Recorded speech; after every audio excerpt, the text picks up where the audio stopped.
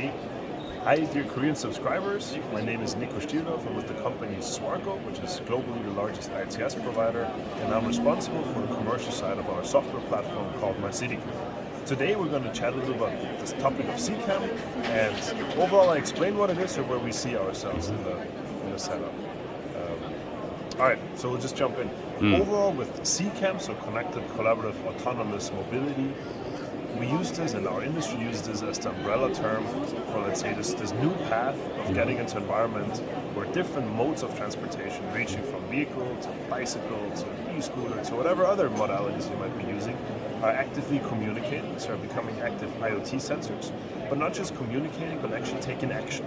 So this can be use cases like forming a platoon on a freeway where multiple vehicles are communicating with each other and are actually driving as a platoon or benefiting from, for example, fuel savings by being in the wind shadow, being able to brake simultaneously because maybe the first vehicle is the master vehicle in this chain and the rest just acts a little like a train actually behind it.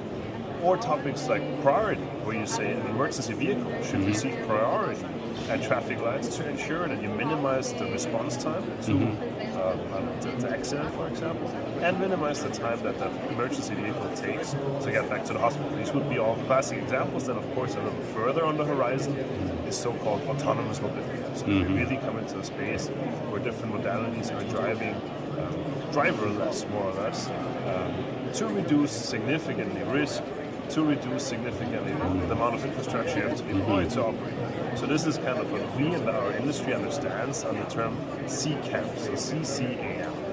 We as SWARCO really position ourselves like with anything on the infrastructure side of things. So we wouldn't provide our own e-scooters or vehicles on the road, but we always provide for especially government entities the tool sets in the background, reaching from hardware to software, local software and central software, as well as professional services to support these use cases. So we, for example, would provide the infrastructure to ensure that your traffic light is actually becoming an active sensor and node, picking up topics like environmental data, picking up topics like is there a presence of an individual on a pedestrian walk, so from a data in perspective to then centralizing, aggregating that data, bringing it into common data models, visualizing that data that people can understand what it means, and then actually take actions on it. So that we can, for example, switch that traffic light to green ahead of time to ensure that the first responder can slip through. So that means we provide, for example, on the hardware side,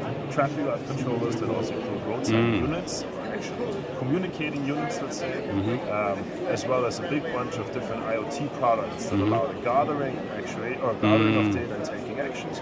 And we then have, this is kind of what we see right here with My City, a large central mobility management platform that really is, let's say, the core piece of all these use cases where a ton of that logic is happening and the data aggregation. Yeah, that was it from us at SWARCO.